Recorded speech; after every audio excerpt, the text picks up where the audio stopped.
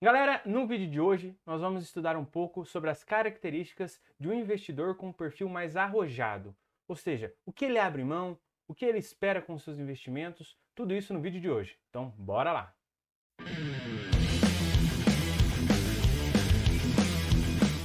Pessoal, sejam bem-vindos ao Clube Small Cap e no vídeo de hoje vamos conhecer um pouquinho melhor o perfil do investidor arrojado. Cada investidor tem um objetivo diferente ao investir e também tem um perfil diferente. Você pode ter um perfil mais conservador e um perfil mais arrojado. O importante é entender o que cada um desse perfil tem em relação ao outro. E no vídeo de hoje, conhecer um pouco mais sobre aquele investidor mais arrojado. Então bora para o vídeo aí. Primeira coisa que é o seguinte, para definir o perfil que cada pessoa tem ao investir, geralmente as instituições financeiras, as corretoras, onde você faz a sua conta e tudo mais, costumam aplicar alguns questionários, né? Só que é o seguinte, esses questionários eles são bem interessantes e dizem bastante sobre o perfil do investidor. Mas as emoções, no fim das contas, é o que mais importa para te definir se você realmente é um investidor arrojado ou mais moderado ou talvez mais conservador. Dependendo dos seus objetivos e também de como você lida com o dinheiro ou as emoções relacionadas com o dinheiro, é que podemos traçar melhor o tipo de perfil. Então vamos lá. Quais são as características do investidor arrojado? A primeira característica dentro das 5 que nós vamos ver hoje é que ele assume riscos em busca de altos rendimentos. E aqui está uma máxima do mercado, como se fosse uma lei, uma regra, que é o seguinte: nós temos nesse exemplo a linha, o eixo X, nos mostrando o retorno esperado, e no eixo Y, o risco assumido. E aí não existe como, pessoal. Risco e retorno estão sempre de mão dadas no mundo de investimentos. Então, olha só. Se eu invisto no Tesouro Direto, por exemplo, ou mesmo na poupança, ou deixo dinheiro na conta corrente, eu estou tendo ali um risco muito baixo.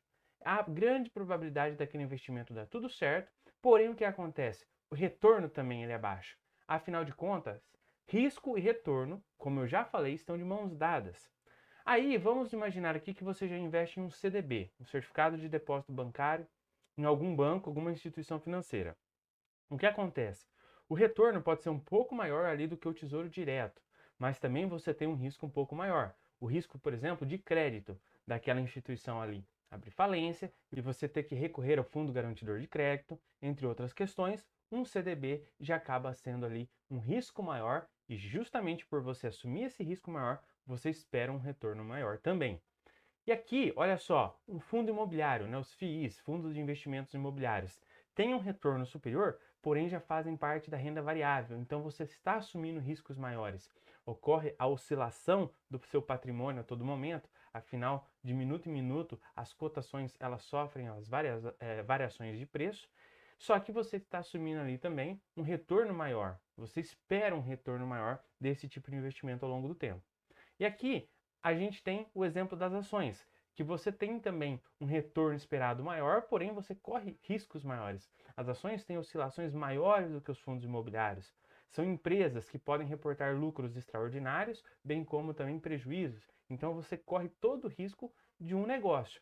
Justamente por isso que você tem ali um retorno maior, porém também um risco maior. E lembrem-se, esse retorno é o retorno esperado. Você pode ter também retornos piores. Você pode investir em ações e ter retornos piores do que em um tesouro direto, tá certo?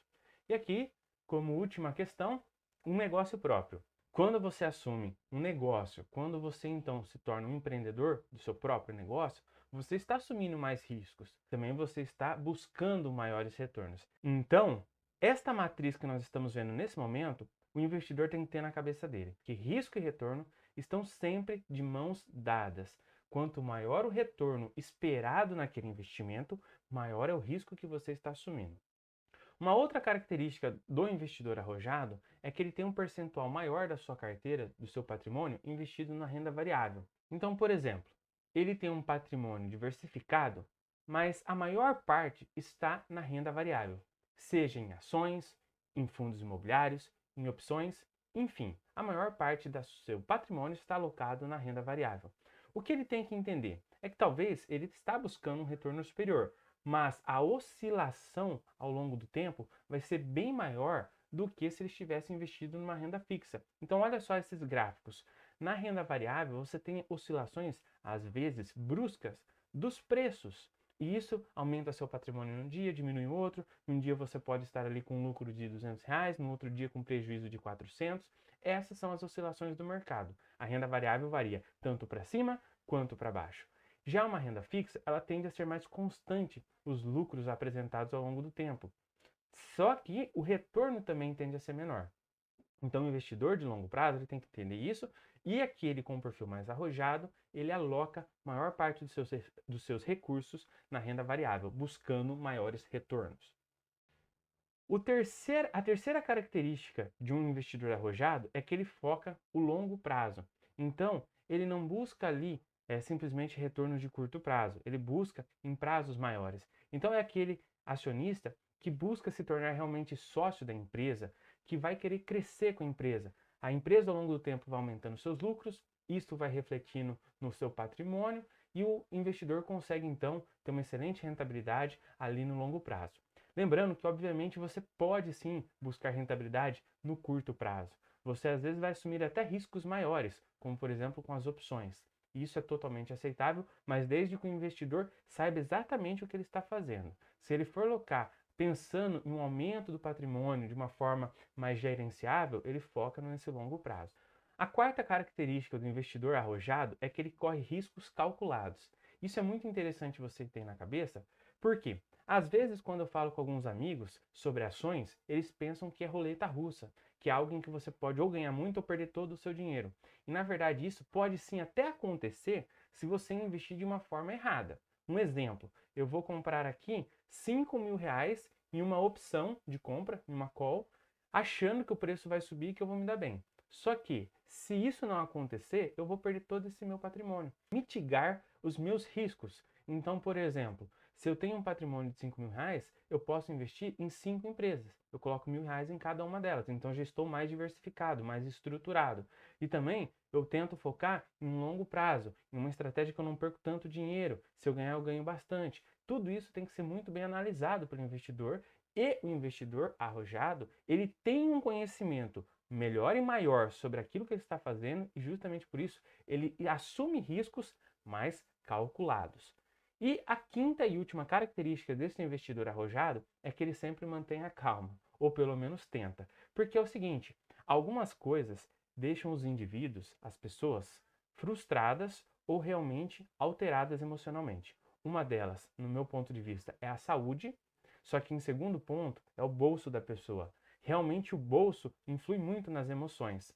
Quando você está com dinheiro sobrando, a coisa acontece com maior tranquilidade e tudo flui. Agora, a falta de dinheiro mostra muito ali de uma outra personalidade, de uma pessoa que não consegue se manter calmo. Então, o investidor arrojado, ele tem que manter a calma. Por quê? Vai ter momentos onde isso vai ter que ser necessário para ele. Então, olha só.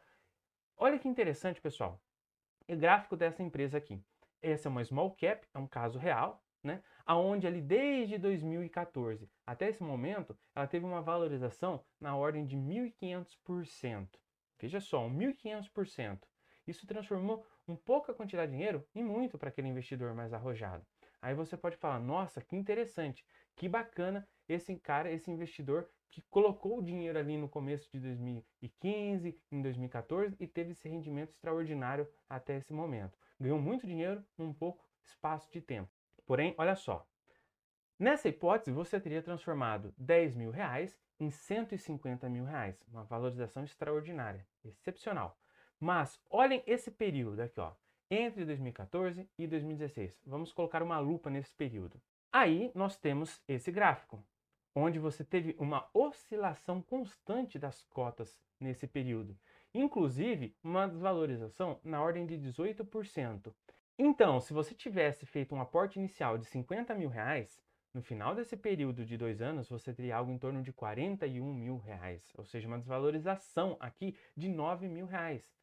E o investidor viu essas oscilações acontecerem ao longo desse período. Será que estaria pronto para isso? Voltando ao gráfico, vamos estudar agora um outro período. Esse período ali, entre a metade de 2018 até o começo de 2019. Nesse período, o gráfico foi esse. uma desvalorização na ordem de 20%.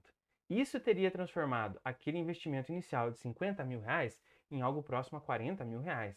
Ou seja, o investidor viu desvalorizando ali R$ 10.000 do seu patrimônio em um período ali de um ano. Então, será que esse investidor está preparado para isso? Teve momentos de maior desvalorização. E aí, será que ele tem emocional para segurar essa queda? E ainda, para que a gente possa concluir esse nosso estudo, vamos pegar esse período aqui, né? O período ali de março de 2020, que foi um período muito crítico para os investimentos em renda variável. Esse investidor, ele viu uma desvalorização na ordem de 58%. Isso teria transformado o seu investimento inicial de R$ 50.000 em algo próximo a R$ 21.000. Aqui é o foco, pessoal. O investidor arrojado, ele pode ter feito todos os estudos possíveis, pode entender bastante sobre a empresa em que ele vai investir, colocar bastante do seu capital na renda variável, diversificar, que seja. Mas eles têm que estar pronto emocionalmente para aguentar essas variações. Afinal de contas, essas variações aconteceram, mas o rendimento final foi de 1.500%, ou seja, ele conseguiu uma valorização exponencial do seu patrimônio. Mas, novamente, ao longo desse tempo todo, teve que passar por essas oscilações. E eu pergunto, você está pronto para isso?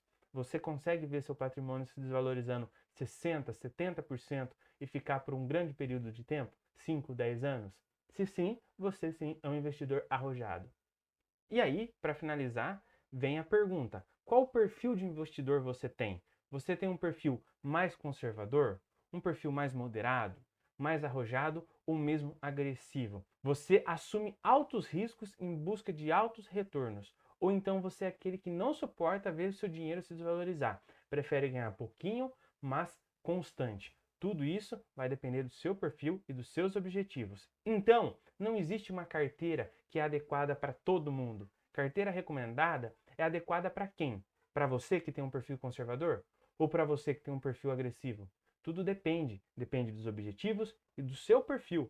Então, estude-se, estude as suas emoções para começar a ter investimentos de sucesso no longo prazo, pessoal. E é isso daí. Pessoal, e se você chegou até aqui e gostou do conteúdo, se inscreva aqui no canal, dê o seu like e compartilhe esse material com outras pessoas. E nos vemos nos próximos vídeos. Até mais!